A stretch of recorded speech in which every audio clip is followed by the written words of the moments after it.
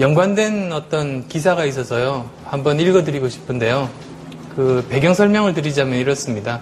예전에 이라크 전쟁이 한창일 때 그 어떤 여자 종군 기자분이 그 미군 수송부대와 같이 이제 남쪽에 상륙을 했어요. 이라크. 그래서 바그다드가 북쪽에 있으니까요. 그쪽으로 이제 하루하루 접근해 가면서 썼던 그런 내용인데요. 그 기사 내용이 뭐 짧으니까 읽어드리겠습니다. 25일 오전 기사를 쓰고 있는데 부대를 총지휘하는 대령이 찾아와서 돌아가고 싶냐고 묻는다.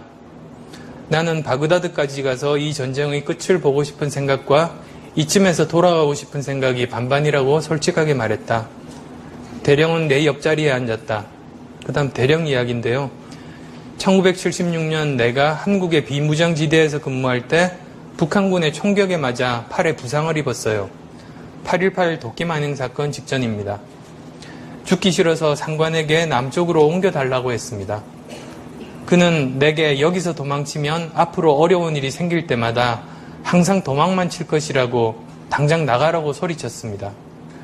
그 대령의 큰 눈에 눈물이 그렁그렁 맺혔다. 당신이 여기까지가 나의 한계다라고 생각해서 돌아간다면 지금 그은 그 선이 평생 당신의 한계가 될지도 모릅니다.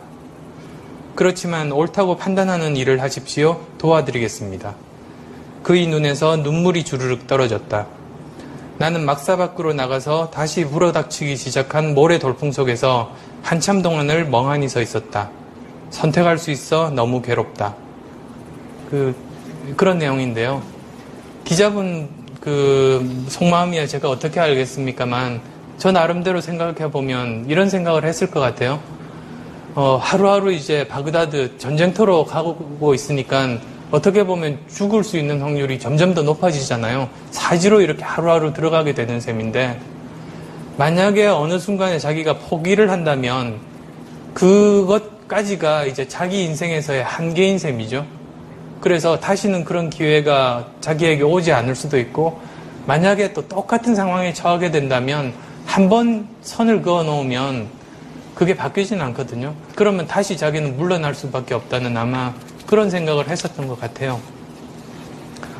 그래서 좀 더 생각해보면 이런 삶이 종군기자 이런 극한 상황에 있는 사람뿐만 아니라 여기 계신 모든 분들의 그 삶이 그런 것 같거든요. 어떻게 보면 우리는 매일매일 자신의 한계를 이렇게 그어가면서 살고 있을지도 모르죠. 그래서 어떤 순간에 굉장히 힘든 순간이 오게 되면 그냥 물러서기보다는 한 번 더 생각을 해보시면 좋겠어요. 혹시 이것이 지금 굉장히 힘들고 물러설 때는 이유를 생각하면 이유는 굉장히 많거든요. 물러설 수밖에 없는 이유. 그렇지만 혹시나 이것이 내가 이 인생에 있어서 내가 넘을 수 없는 어떤 한계를 만드는 그런 순간이 아닌가. 한 번 더 그런 생각들을 하게 되면 좀 더 그 순간의 선택이 달라질 수 있지도 않을까. 그런 생각들을 해봤습니다. 제가 아까 학교 굉장히 오래 다녔다고 말씀드렸는데요. 또 한편 생각하면 제 삶이라는 게 우리나라에서 가장 비효율적으로 산 삶일 수도 있겠다는 그런 생각도 들었습니다. 왜냐하면 의대 들어가서 의사 그만둘 때까지 14년간 열심히 의학 공부를 했거든요. 그리고 잘했어요. 거기서도 20대 교수, 20대 박사도 했으니까요. 근데 그 삶이, 그 열심히 했던 그게 경영자가 되니까 하나도 쓸모가 없더라고요. 전혀 안 쓰이죠. 그리고 또 그 의학 하면서 동시에 병행했던 그 프로그래밍 쪽, 새벽 3시부터 6시까지 7년 동안 매일 그렇게 일어나서 컴퓨터 공부하고 나머지 시간은 의학 쪽을 했으니까요. 그러니까 그게 그렇게 고생을 해서 닦아놓은 그 프로그래밍 기술이 경영 판단하는 데는 전혀 또 도움이 안 되더라고요. 그러니까 만약에 어떤 사람의 효율적인 삶이라는 것을 그 전에 했던 일이나 경험들을 가능한 많은 부분들을 활용해서 다음에 어떤 일을 하고 인생을 산다면 그런 것이 효율적인 삶이라고 한다고 보면 제 인생은 완벽하게 실패작이거든요. 이렇게 비효율적으로 살 가능성이 참 희박한, 정말로 비효율적으로 산 삶 같은데요. 근데 꼭 그렇지는 않은 것 같더라고요. 어떤 부분들이 저한테 이제 덕담을 해주시는 부분이, 의대를 가지 않고 경영대나 공대를 갔으면 좀 더 빨리 이런 일들을 해서 좀 더 잘 됐을 거 아니겠냐고 덕담해 주시는 분들이 있는데, 저는 그렇게 생각하지 않거든요. 오히려 의대를 나왔기 때문에 제가 지금 여기까지 올 수 있는 것 같아요. 의대에서 쌓았던 그런 지식들은 이제 다 사라졌는데요. 오히려 그때 정말로 제게 주어진 의학 공부 열심히 하고요. 컴퓨터에 한눈 팔지 않고 열심히 했고요.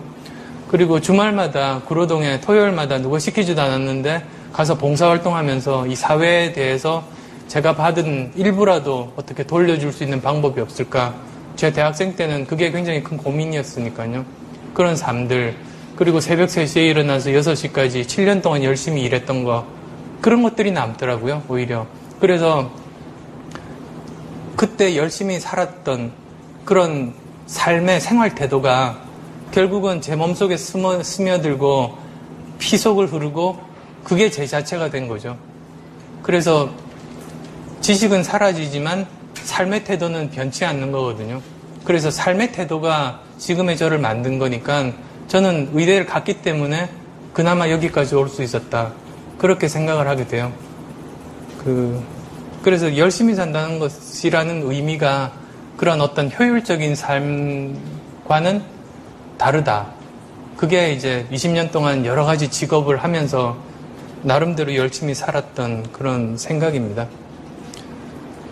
안정이라는 것도 사실 마찬가지잖아요. 요즘 보면 이제 20대 학생분들이 안정을 많이 찾아서 의사, 변호사 또는 공무원 시험 이렇게 가는데요. 안정이라는 게 환상인 것 같아요, 저는. 그러니까 직접적으로 보면 의사를 해도 지금도 20% 정도는 망한다고 통계가 나와 있잖아요. 그러니까 그게 안정의 보장이 아니고요. 공무원도 이제 감축한다고 그러잖아요. 그러니까 그것도 안정된 삶은 아니거든요. 산다는 것 자체가, 생명이라는 것 자체가 안정의 반대말이에요. 생물학 시간에 보시면 세포가 살기 위해서는 바깥에 있는 영양분을 끌어들이고, 그리고 또 세포 속으로 들어오는 한국 표현으로 나트륨이라고 하죠. 소디움들을 바깥으로 퍼내고, 또 바깥에 있는 포타슘들 다 끌어 모아가지고 세포가 삶을 영위하는데요. 안정은 죽음 다음에 찾아오는 거죠. 세포가 죽고 나면, 세포막이 터지면 그동안 모아놓았던 모든 영양분들 다 빠져나가고, 포타슘 다 빠져나가고, 소디움들 들어오면서 죽는 거거든요. 삶이라는 거, 생명이라는 거, 이런 인생이라는 게 그것 자체가 안정의 반대말이에요, 기본적으로. 그래서 세상의 안정적인 삶이란 환상이고요. 오히려 자기가 인생의 주인이 된 입장에서 스스로 개척하는 것이 오히려 더 자기가 정말 원하는 일을 할 수 있을 것 같아요.